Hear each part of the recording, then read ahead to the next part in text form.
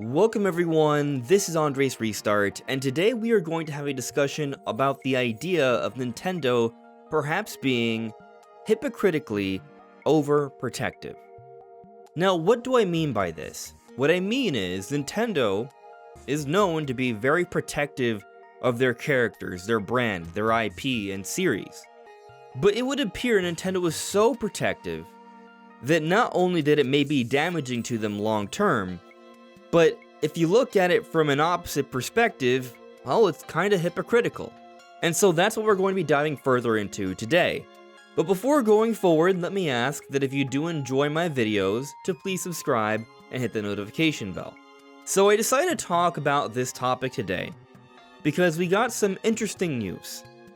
Stephen Totilo conducted an interview with Donald Mustard, the longtime lead creator at Epic Games who worked on Fortnite. And during this interview, it was confirmed all those speculations and rumors we talked about way back a few years ago about Samus maybe coming to Fortnite and being a part of this Metroid marketing plan. Well, there was truth in that, because going back to December 2020, we got both Kratos from God of War and Master Chief from Halo in Fortnite, and there was a thought that Samus would also be in there, and that eventually this would be used to sort of popularize the series, and then there would be a Metroid game announcement soon after. We did get a Metroid game announcement soon after. It was Metroid Dread, but we never got Samus in Fortnite. And from this interview, we've learned that yes, that was actually a plan, it was in the talks, it was in the conversations, but it ultimately did not happen because Nintendo only felt comfortable with Samus being in Fortnite on Nintendo Switch. They didn't want their characters to be on other platforms. And Epic didn't oblige because they wanted Fortnite to be the same version across all platforms. And so, it did not happen. And as a huge Metroid fan, and someone who has enjoyed Fortnite over the years, I feel like this is absolutely a missed opportunity. They could have given Metroid so much more exposure. Maybe Metroid Dread would have sold 3.5 million instead of 3 million had they done this, but they didn't. And obviously, those numbers are hard to quantify, but Fortnite is such a huge game. So many companies have crossovers and promotions with Fortnite. It's been a huge game for so many years. Maybe you're not a fan of Fortnite, but I don't think that should really matter, because it would be marketing for Metroid. How would that be hurting anyone? Well, let's focus on that point. How could Metroid and Fortnite have been hurtful for Nintendo? In short, I think the answer is not really in any conceivable way, but I think the reason this happened is because, in general, Nintendo seems to adopt this blanket strategy of, oh, our characters, our IP can only be on Nintendo platforms unless it's the occasional mobile game they put out. And so why do they do this? The reason they do this is because they want to protect their brand image, their characters. And I think there's value in that. Nintendo wants their characters and series to always be considered something of high value and quality. And so having this philosophy does help to protect that, so you don't find Mario or Link or Samus or anyone else in some sort of official product that poorly represents that character or series, and so people don't obtain this skewed perspective on what it's about. It makes sense, and they have the right to do that. And there have been times when Nintendo characters have been poorly represented. Think about the CDI games, for example, or the original Super Mario Bros. Movie that came out in 1993. People who played those games or saw that movie might obtain a skewed perspective on the quality of Zelda and Mario, and perhaps would not really consider giving Mario Zelda a try afterwards. So from that perspective, I understand why Nintendo would want to be so protective.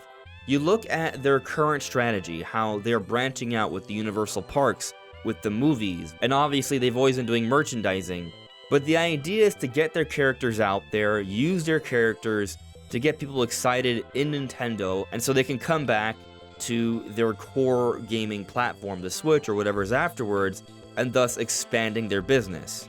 So it makes so much sense for them to be protective. And so I don't disagree with their efforts in being protective of their characters. But I think where the issue lies is the balance. I think they are overprotective. It's good to be protective of your kid, But if you're overprotective of your kid, then your kid will not get enough exposure, will not learn proper lessons, and thus when they mature and become an adult, they will face a lot more challenges and not be able to handle them well because as a parent, you were overprotective. I think this philosophy somewhat applies to Nintendo here. Because they're overprotective of their characters, they are not granted enough exposure to be as successful as they can. So in this case of Samus not being allowed in Fortnite, Metroid, this series, hasn't been granted as much exposure as it can, and thus hasn't seen as much great sales as it could. So really what I think this comes down to is Nintendo finding that right balance of being protective. Because there are cases where I think you could argue, yeah, Nintendo may have been in the right there. And it's debatable. Because we can talk about fan games, for example, some of which us fans are very excited about, like AM2R, a Metroid 2 remake, which was a beautiful 16-bit version of the original Game Boy release, and that was taken down. But what happened shortly afterwards? Nintendo released their own remake of Metroid Samus Returns, and some people have argued that this game came out in response to AM2R, which I think is just wrong because the game came out within a year of that fan game. The reality is Nintendo was already working on it, and so they felt that they should take down that game because that's a free game out there that's a remake of this Metroid game that they're already working on, and so that could take away from potential sales.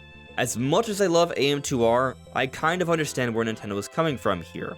Of course, I think you could counter by saying that Metroid Samus Returns and AM2R, while they are remakes of the same game, they both are done in very different ways. But then you have other examples of fan games like PokéNet, which is basically Pokemon, but with online play where others can be involved, turning it into an MMO. That's still something we don't quite have today, and I don't think this would poorly represent the Pokemon series, but maybe it's something that people would prefer because Nintendo and Pokemon Company can't put together an MMO like Pokemon, or at least they've chosen not to up to this point. Or then you look at something like the Zelda Maker fan game that came out, and that was taken down, and it had to be changed. It no longer has the Zelda assets anymore, it's just called a Legend Maker. And it's a cool fan game because we've never gone a true Zelda Maker. We got something of a Zelda Dungeon Maker in Link's Awakening Remake, but not a full-on game.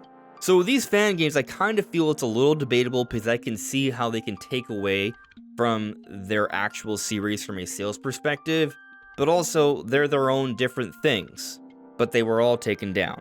And let me be clear here, Nintendo has the right to take these down because it's their series, their characters.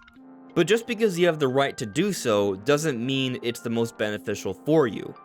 Sometimes, these fan projects can help to popularize a series, and it can be free marketing. So it would be nice if Nintendo was perhaps a bit more considerate of the potential advantages of these fan games, because while there are cases where it may impact sales for a particular release, it also could just help to overall promote the brand. But I mentioned hypocrisy in the beginning of this video, and there is hypocrisy, I would argue, because going back to Nintendo being unwilling to have Samus be in Fortnite because she would be also available on other platforms, take a look at Smash Brothers. Smash Brothers has a whole bunch of cool third-party characters from other companies. So if Nintendo's willing to facilitate an environment where third-party characters are welcome, why can't it work both ways? Is it possible that Smash is such an incredible thing that third parties would love to be a part of it, and then when it comes to Fortnite, Nintendo doesn't see it as something that would be so beneficial for them that they don't feel the need to put her in there? That could be, but when I think about it, it really feels more like they have this blanket strategy and they don't think about it on a case-by-case basis where something could be more beneficial for them versus not. In the case of Samus in Fortnite, I think it would have been great for the series. So hopefully Nintendo hears these conversations and eventually starts to put a little bit more thought into scenarios where their characters can be elsewhere outside of an official Nintendo system. But what do you all think? Let me know in the comments below. This is AndresRestart. Thank you so much for listening and watching, and I'll see you all really soon. Take care. Bye.